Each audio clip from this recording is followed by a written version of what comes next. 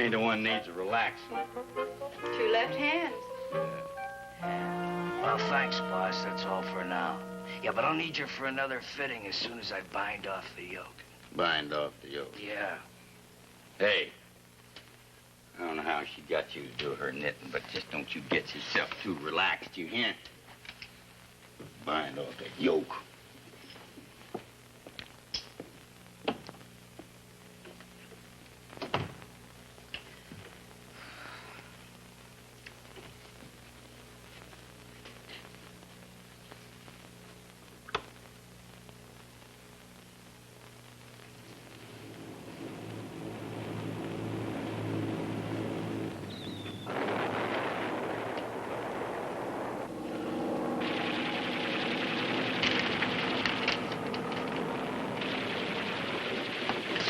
Scotty, will you turn that thing down? Honey? Scotty! Hey, Mike. Mike? Mike! You fall asleep. Turn that thing down.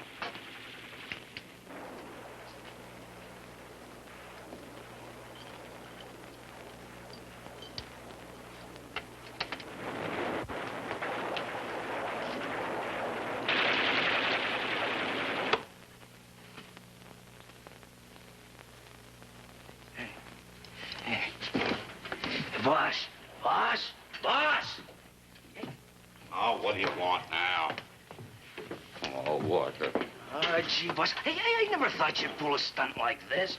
I don't pay you to think. Now, you go on out there and find her, you hear? Yeah, sure, boss, sure. Now, leave your knitting home. Yeah. You get up to your suite, and I'll go back to my place.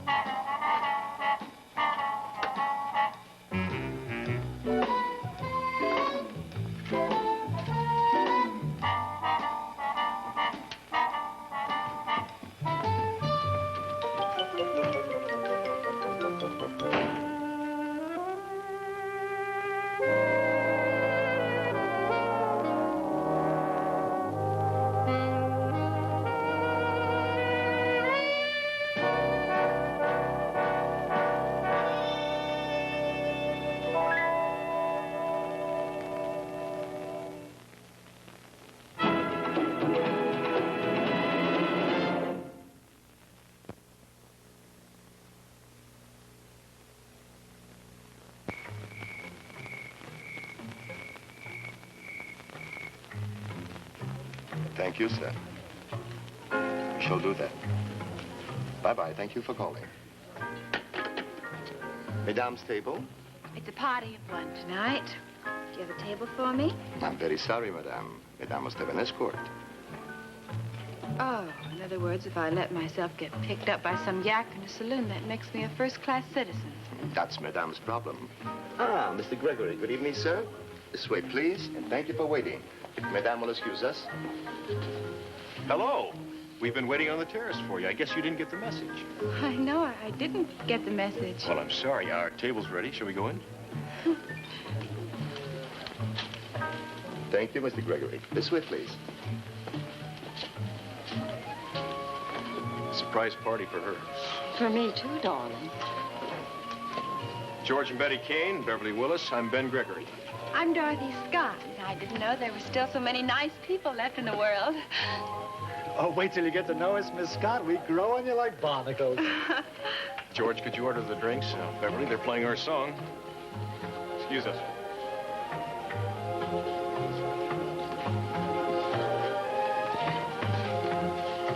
Really, then, darling, you're to be congratulated. I believe you've achieved a first. I can't recall any other date of mine picking up another girl before he took me home. It's not a pickup, Bev. You see, I'm doing an article. Ben, I'm a magazine publisher's daughter. I've been exposed to writers, and all of you use the same tired excuse.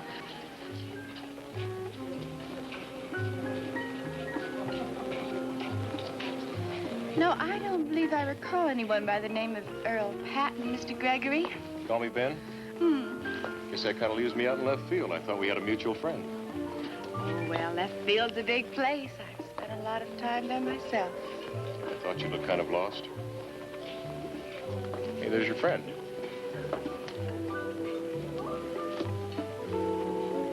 May I, help you, sir?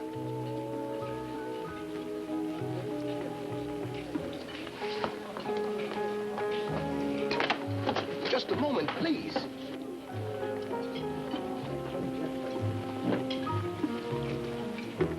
Hey, Scotty, what are you running away from? Please, Ben, I can't explain. Well, try me. No. Well, why not, huh?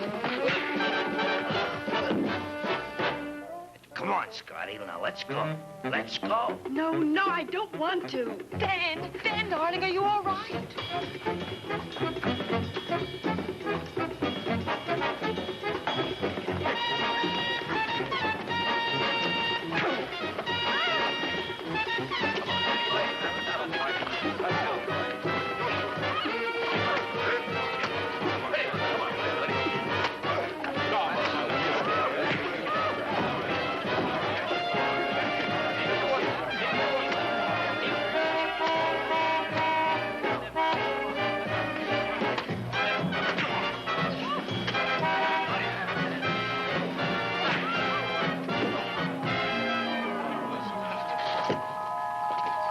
Help me get him in the cab, Ben.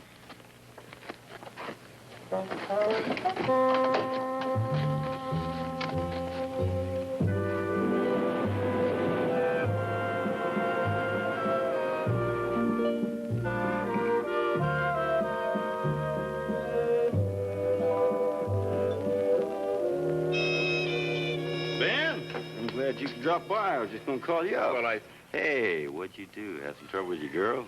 trouble with somebody. Well, I'm all set to make that announcement I was telling you about. So you think I eat too much? I wouldn't worry about it, Mr. Patton, not until you try to eat underwater. Hmm? Ben, I like you. You got a sense of humor. You know, you're sharp. You're just a boy to handle this, too. Well, thanks, Mr. Patton, but... Now, I'm giving you a 24-hour exclusive. As tomorrow morning, Earl Patton Incorporated stock goes on public sale. We're going to give them first crack at it right out here and then spread clean across the mainland. It's big, and I tell you, I'm going to make a lot of millionaires. That's great, Mr. Patton, but shouldn't you be giving this to the financial editors? Oh, Ben, this takes your kind of imagination. Now, I got a straight, exclusive deal with Sheik Amadel Mohammed for 500 miles of mineral rights for offshore drilling. That's Arabia? It ain't Ponca City. I have some friends in the wire services. You mind if I leak it to one of them? Ben, did I ever say there was any strings attached to this? Now, you go on and do what you want with it. I'm late for the appointment. I got to go. Here, you eat that sandwich. I'll There see was you. a girl who walked through here yesterday, a blonde girl. I believe you made some comment about her. Oh, yeah. Well, if she's your friend, I was thinking that maybe she'd give me the woman's angle about Earl Patton. Might be good for the story. You best forget about that woman's angle, Ben. That'd get me killed.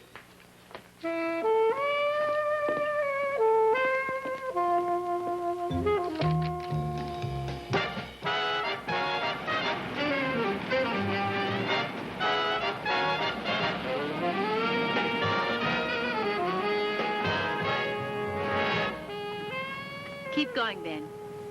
Scotty, I like surprises, and this one comes in a very attractive package. But if it's going to blow up in my face, I want to know about it now. It won't.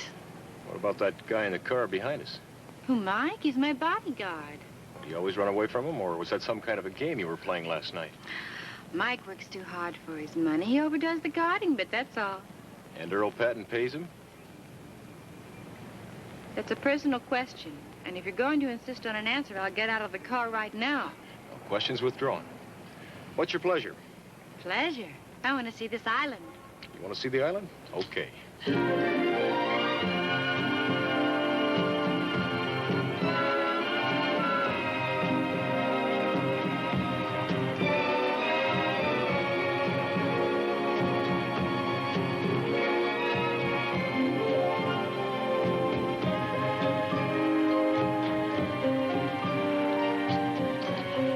Swim back, Scotty?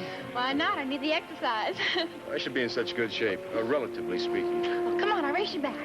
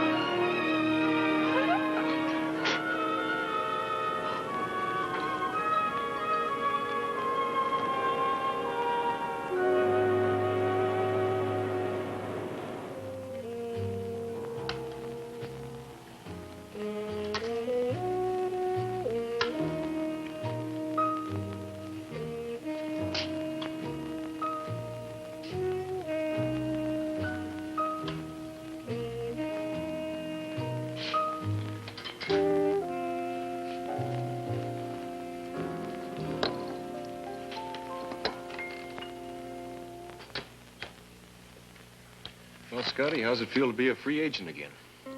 It's okay, I guess. You really dig Patton, don't you? Oh, Earl doesn't have so much going for him. He's just a handsome guy, broad shoulders, $1 million, and a sensational smile when he turns it on. Not so much. Hey, Scotty.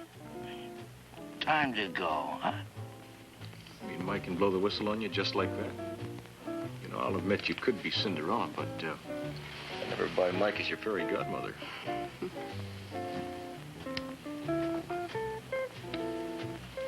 When am I going to see you again?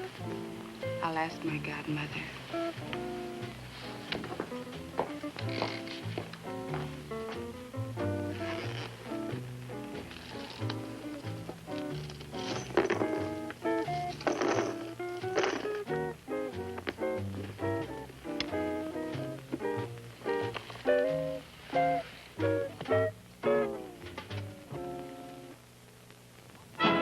Follow the Sun. Brought to you by...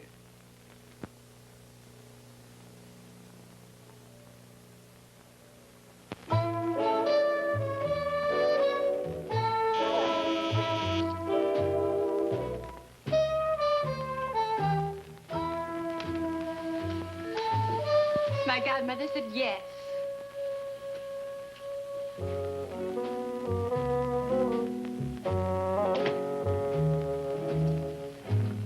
Where is he? Waiting in the car. Or are you already going out? Yeah, Beverly Willis. Well, you didn't have much faith in my godmother. Well, I haven't had much experience with godmothers. Beverly called, said she's having kind of a thing out at her place, said I might find the conversation stimulating. I can skip it. Oh, I don't think a little stimulating conversation would hurt me, Ben. Let's go.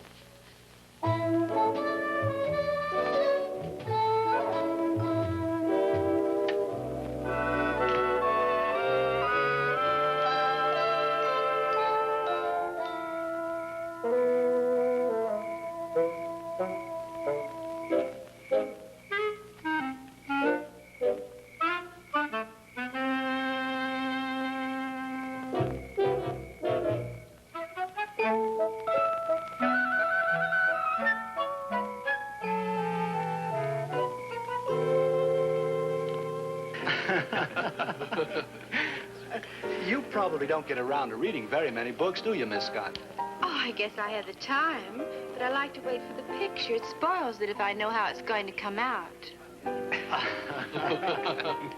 Well, just the same, honey, I'll bet you have read a book.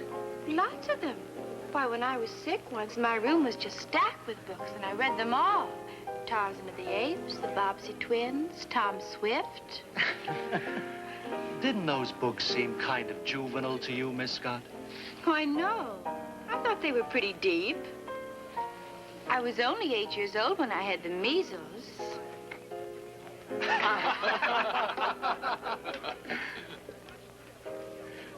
Waiter.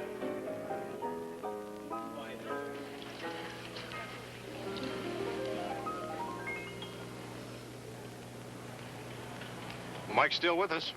That's news. You think you'll tell Earl where you've been? He won't tell. He doesn't want Earl to know he has a glass jaw. Mike needs the work. I'll buy that. Where to now? You know, Ben, I'm tired of being a dumb blonde. Back at the party... You were sensational the way you handled all those snobs. Is it really? But you know, they're right. I haven't had much book learning.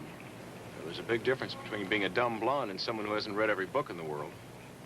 Maybe, but what about when you haven't read any?